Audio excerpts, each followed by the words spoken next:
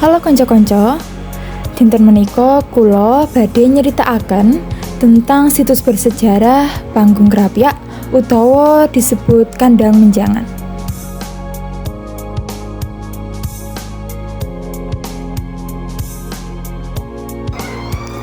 Kapethik saka situs resmi pemerintahan Kabupaten Panggung sejarah Kandang Menjangan diwiwiti saka crita Raja Mataram kang asmane Prabu Anyukrawati alias Raden Mas Jolang.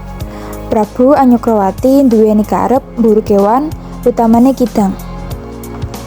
Sakwise ketemu kidang, rombongan ngubengi karo ngangkat tangan kaya wong-wong sing nari karo iringan alat musik darurat.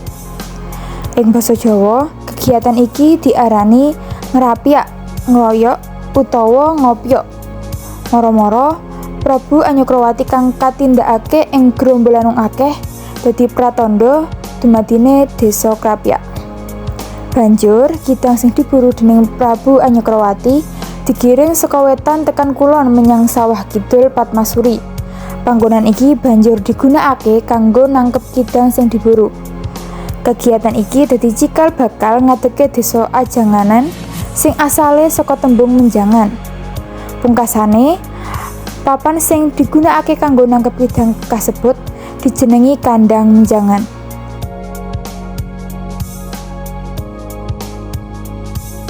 Kanggo katrangan, wiwitane Kandang Menjangan ditegake ing lapangan Kidul Padmasuri.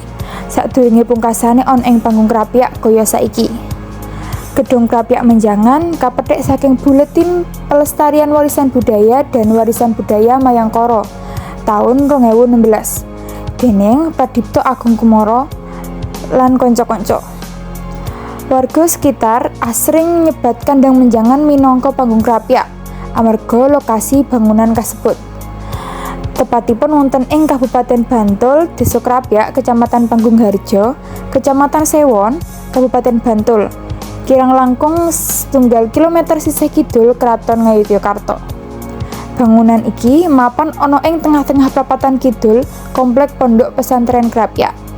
Gedung Panggung Krapyak awujudin persegi panjang, ukurane 17,6 meter kali 15 meter, dhuwur watara 10 meter.